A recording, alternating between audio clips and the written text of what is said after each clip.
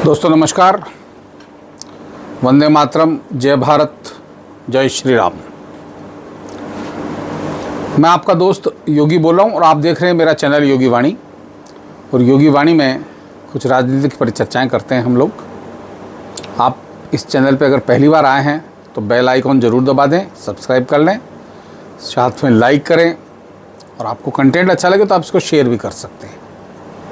तो आइए आज एक नए सब्जेक्ट की बात करते हैं। जिले बनवा लो, जिले बनवा लो, जिले बनवा लो। राजस्थान के मुख्यमंत्री अशोक गहलोत जी का बड़ा विकट धंधा हो चुका, जिले बनवा लो। अभी पिछले दिन यानी कल ही उन्होंने 3 नए और जिले बनाने की घोषणा कर दी। इससे पहले वो राजस्थान में जिलों की संख्या 50 कर चुके हैं, अब जाके 53 हो गई। मेरे को तो कहीं ऐसा लगता है कि कहीं मेरा एक बेडरूम एक ज़िले में हो और कहीं दूसरा बेडरूम दूसरे ज़िले में आ जाए।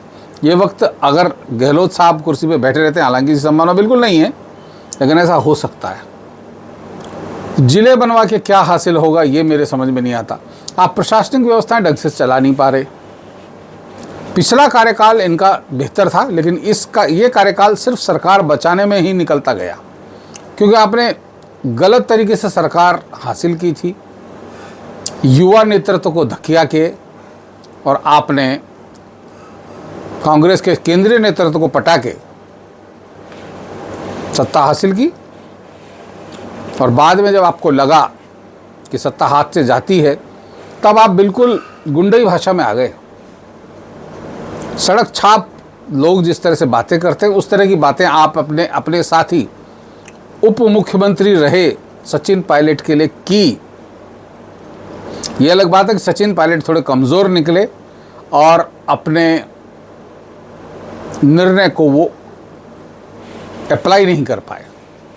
हालांकि सुखबुगाहट ये मानी जाती है कि तत्कालीन पूर्व मुख्यमंत्री वसुंधरा राजे जी ने गहलोत जी की इस मामले में मदद की। गहलोत जी के मुंह से एक बार निकल भी गया था, बाद में उन्होंने उसका भले ही खंडन कर दिया, लेकिन एक बार मुंह से निकल गया था। वसुंधरा जी की मदद से सचिन पायलट के साथ जा रहे विधायकों को रोका गया, उनकी बाड़ाबंदी की गई, मानेसर में रोका गया, और फिर उनकी जो दशा हुई वो राजस्थान की राजनीति देखी। अब लास्ट के 6 महीने जब बचे हैं, गहलोत साहब दुनिया भर की स्कीमें ला रहे हैं। इससे पहले उन्होंने जिले बनाए 6-8 महीने पहले, अब 3 दिन पहले और जिले बना दिए। अभी जिले बना के जिले बनवाने वाले चीफ मिनिस्टर के रूप में फेमस हो रहे हैं। वो क्या हासिल होगा? जनता का विश्वास तो वो खो ही चुके हैं। और सबसे बड़ी बात, अभी उन्होंने एक सर्वेक्षण और चालू कर रखा है, ऑनलाइन सर्वेक्षण है। यानी आप राजस्थान को 2030 में कैसा देखना चाहते हैं, इसके लिए आप उनको बताएं। कुछ सूत्रों से मेरी जानकारी के अनुसार ये पता चला है कि इसमें लाखों लोगों की रिस्पॉन्स आई है, लेकिन अधिकतर लोगों का, तकरीबन 70% लोगों का यही दावा, मतलब यह मांग है कि भ्रष्टाचार कम किया जाए, भ्रष्टाचार ख़त्म किया जाए। अब जब अशोक गहलोत अपनी सरकार बचाने के लिए अपने लोगों को भर भर के पैसा दिए हैं ताकि सरकार बच जाए, अब उससे क्या भ्रष्टाचार की उम्मीद की जाए? आज लोगों को भ्रष्टाचार मिटने की उम्मीद नरेंद्र मोदी जी से है, क्योंकि वो खुद किसी भी स्तर पर भ्रष्ट नहीं है। उनकी पार्टी के बारे में मेरा कोई ऐसा दावा नहीं है, लेकिन खुद के बारे में है। जब वो संकल्प लेते हैं कि मैं भ्रष्टाचार मिटाऊंगा, मेरी गारंटी है इतने करोड़ रुपए की, तो वो गारंटी उनकी पूरी होनी है, क्योंकि वो जो कहते हैं उसको करते हैं। और यही साख उनकी देश की जनता में बनी हुई है। इसीलिए उनका रास्ता आगे से आगे प्रशस्त होता जाता है। विपक्ष कितना ही हल्ला मचाए, कितना ही शोर मचाए, कुछ नहीं होता। लेकिन गहलोत साहब ने जो साख पिछली बार बनाई थी, जिसके कारण उन्होंने और कांग्रेस पार्टी ने एक अभियान चलाया था सचिन पायलट के नेतृत्व में, वसुंधरा राजे सत्ता से बाहर हो गई। हालांकि उसके 2 महीने बाद ही राजस्थान की 25 की 25 सीटें बीजेपी को मिली, लेकिन हुआ क्या?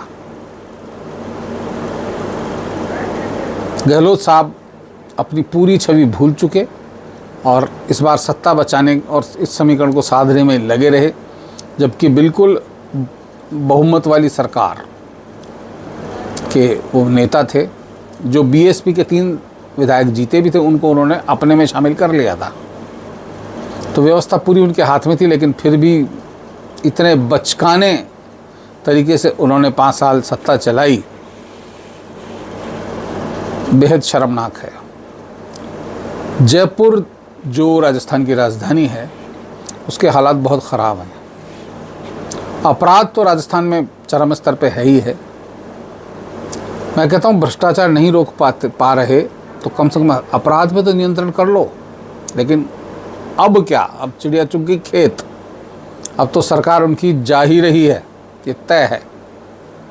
हालांकि चुनाव संभावना का खेल है, लेकिन बहुत बड़े चांस हैं कि उनकी दोबारा वापसी कतई नहीं होगी। हालांकि और इस बार वो जो चुनाव लड़ रहे हैं वो उनका आखिरी चुनाव है। अगर वो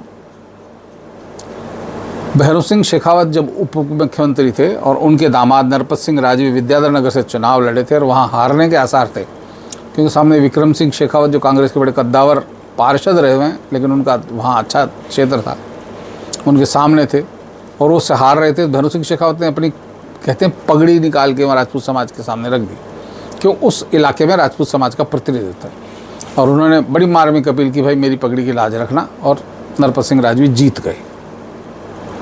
लेकिन गहलोत जी के पास ऐसा कुछ है अब तो है ही नहीं। उनकी इज्जत का कोई काम भी नहीं है, इतनी इज्जत उन्होंने कमाई नहीं। जनता के लिए कुछ करते तो कमाते।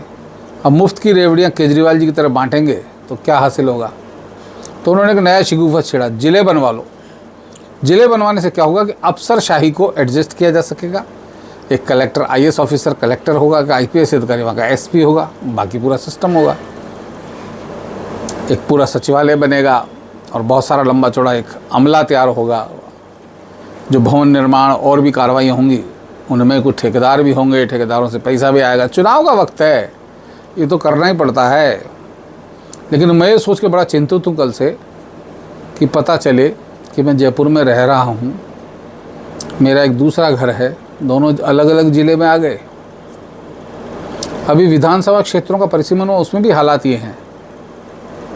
सांगानेर के प्रतापनगर इलाके में कुछ इलाका सांगानेर में आता है और कुछ इलाका बगरू में आता है। बगरू यहाँ से अजमेर रोड 30 किलोमीटर दूर जाके बसा हुआ एक कस्बा है, लेकिन विधानसभा क्षेत्र का परिसीमन कुछ इस तरह से किया गया है कि वो इसमें आता है। तो मेरी चिंताएं शायद वाजिब हैं।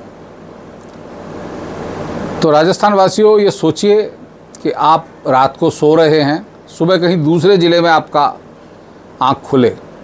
जिस तरह 1947 में बंटवारा हुआ था, तो कुछ लोग जो भारत में थे वो अचानक पाकिस्तान में हो गए, और उसका खामियाजा कितना भुगतना पड़ा वो तो बाद की बात है। ये एक प्रशासनिक फेरबदल है, इतना खामियाजा नहीं भुगतना पड़ेगा, लेकिन आप अपना ज़िला बदलने के लिए तैयार रहें, क्योंकि गहलोत साहब यही चाहते हैं।